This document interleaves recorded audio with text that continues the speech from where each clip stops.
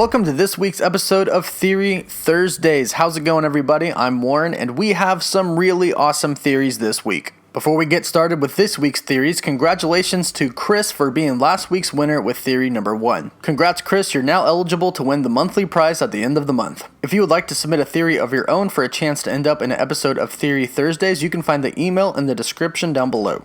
Alright, let's dive right into some theories. Our first theory this week comes from Jai Cousin from Australia, and he thinks that Harley Keener is actually an incarnation of Nova. Jai says that in Iron Man 3, Harley lives with his mom and little sister after his dad went missing, just like Sam Alexander. And what if between the events of Iron Man 3 to Endgame, Harley has been using Iron Man's technology that he left him to track down his father, and he finds the Nova helmet, and could have been in space training for years. Maybe he was even on Xandar when Thanos attacked, making it a personal vendetta for him, and he was about 15 years old in the comics, and when Endgame comes out, that will put his age around the same. This would be a good way to tie him into Avengers Endgame since it's supposed to be the culmination of all the films in the MCU. This would certainly be a very interesting twist on Nova, but Harley Keener is supposed to be in Avengers Endgame. He is listed on the cast. And the president of Marvel Studios, Kevin Feige, has been teasing Nova a lot lately. And there are even some plot leaks that says Nova pops up. So maybe this is a really good way to bring Nova and Harley Keener into Avengers Endgame.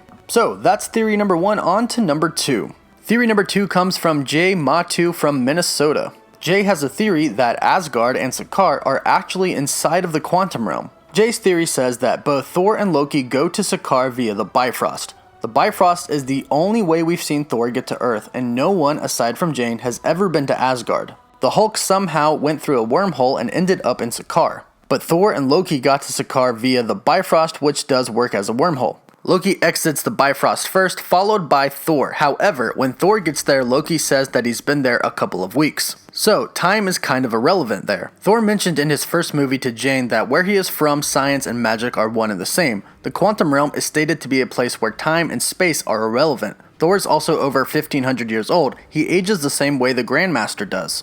Jay believes that Thor knows that he lives in the quantum realm. It could be retconned as one of the 9 realms that Odin overlooked. He just called his realm Asgard. Thor knows that he lives in the quantum realm, but he hasn't had to tell anybody because it's never been brought up. It's never had to, at least in Thor's case. You can travel through space and time in the quantum realm. That's why they are both irrelevant. Space and time can be manipulated. It's been in our faces from the beginning. This is a super creative theory, but there are real ways that this makes sense, and it has been talked about for a while that the quantum realm could be one of the 9 realms that Asgard looks over, but perhaps it could be Asgard itself. Jay also provided some pictures, and I have to say, the city inside of the quantum realm does sort of look like an Asgardian city. Asgard was destroyed in Thor Ragnarok, but maybe when Ant-Man gets out of the quantum realm and helps with the time vortexes, they can go back in time and save Asgard. So that's theory number 2, on to theory number 3. Number 3 comes from Cameron Barrelou with a theory on Tony Stark's mindset after the snap.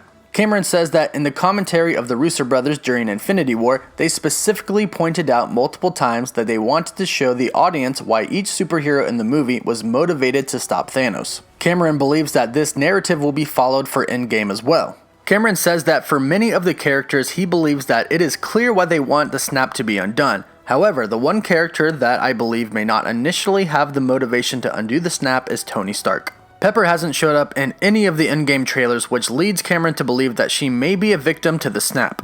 Cameron says that after Tony and Nebula are saved by Rocket and Thor, they return to Earth where Tony discovers that Pepper was a victim of the snap. Because of this tragic news, he needs to recover from the battle at Titan, and the tension between him and Captain America. Tony feels defeated and chooses to not travel with the remaining Avengers to battle Thanos. Instead, he decides to cut his losses by recovering from his injuries and rebuilding what is left on Earth. Once again, the Avengers return from another defeat at the hands of Thanos. Captain America tries to motivate Tony to help them defeat Thanos, but this is unsuccessful and damages their relationship even further. After some time has passed, Ant-Man arrives from the time vortex and shares where he has been and what he has discovered about the quantum realm. With this information, Tony realizes there is hope of bringing Pepper back to life, thus gaining the motivation, reuniting with the Avengers to undo the snap and defeat Thanos.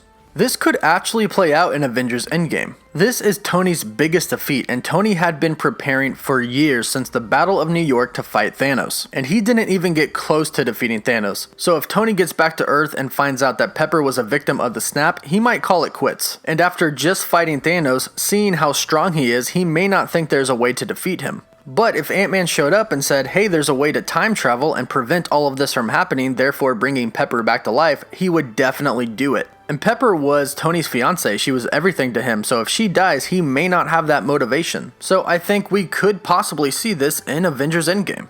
That does it for theory number 3, on to number 4. Theory number 4 comes from user Harsh Gaming with a theory about Doctor Strange's role in Avengers Endgame. The theory says that we saw in the Doctor Strange movie, the Ancient One told us that no Sorcerer Supreme can look into the future after his or her death, which means that every outcome which he saw in Infinity War, he was alive, and also the outcome in which he tells the Avengers would defeat Thanos. Also, in an Infinity War movie interview, we saw that Tom Holland tells us that he has very easy dialogue, but he says that Doctor Strange had very hard dialogue because he had a lot of stuff involving the quantum realm, which is again proof that he is alive in Avengers Endgame. His role is to help the Avengers understand about the quantum realm, and I think that he saved Iron Man's life because he can help Scott Lang and Bruce Banner to make the quantum realm suits so they can time travel. We know that Doctor Strange can go into his astral form, so maybe when we saw him get dusted in Infinity War, that was just his body, but he went into astral form to save his life. This theory does make a lot of sense, especially because there was that interview where they said that Benedict Cumberbatch, who plays Doctor Strange, had a lot of hard lines because of the quantum realm. So clearly he is going to end up in the quantum realm or being a part of it somehow. And he can turn into his astral form. So maybe that's how he ends up helping the other Avengers, because he's actually not dead but in his astral form. This would certainly be a twist that we would not see coming, which I think the Russo brothers would really like to do. So this could possibly happen in Avengers Endgame, where Doctor Strange reveals that he just went into his astral form and didn't exactly die. And from there he can help the Avengers go inside of the quantum realm and go get everybody else out of the Soul World. So that does it for theory number 4, on to the next and final theory, theory number 5.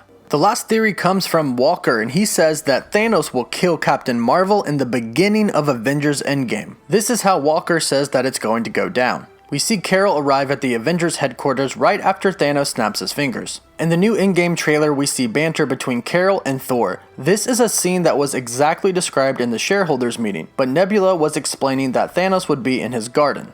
In this scene, we assume that Captain America, Black Widow, Nebula, War Machine, Thor, and Rocket Raccoon, and Captain Marvel are going to fly to space to Titan II to fight Thanos. When they get to Titan II in Thanos' garden, Thanos sees them and they lock eyes for a few seconds as he addresses everybody. He does a head gesture towards Thor. But he notices someone new. He instantly knows who she is because of the full gauntlet and lets out a smile. Carol rushes him, but he knocks her down easily. After the heroes fight, he picks up Carol's beaten body and starts choking her and ends up killing her. He then gives the Avengers a chance to leave or he will kill them. This is the defeat that makes them just give up.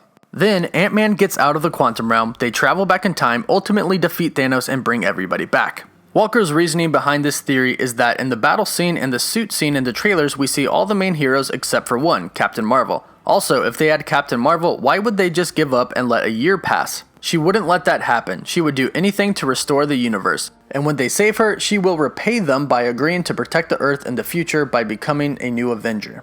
This could possibly happen because Carol Danvers thinks that she is invincible, so she could very much underestimate the power of Thanos. And the Russo brothers said that this movie is going to be all about the original 6 Avengers. So maybe she does get defeated in the beginning and killed, but when the Avengers bring everybody back, they bring her back too, and at the end they all fight together. And Kevin Feige has recently said that Carol Danvers will have a kryptonite in Avengers Endgame. And maybe Thanos knows what that is. So that's it for all this week's theories. Let's do a quick recap. Theory number 1 is that Harley Keener is an incarnation of Nova. Theory number 2 is that Asgard and Sakaar are inside of the quantum realm. Theory number 3 is about Tony Stark's mindset. Pepper died to the snap and he won't fight with the rest of the Avengers until Ant-Man comes back and says that time travel is possible. Theory number 4 is that Doctor Strange is not actually dead but went into astral form. And theory number 5 is that Thanos actually kills Captain Marvel in the beginning of the movie. So those are this week's theories. Be sure to vote on which one you thought was your favorite. And again, if you would like to enter your own theory for a chance to end up on Theory Thursdays, you can find the email and the instructions in the description down below. And of course, don't forget to subscribe so you can stay up to date on Theory Thursdays and stay up to date on everything relating to Avengers Endgame and Marvel. As always, thank you all so much for watching. Woof woof.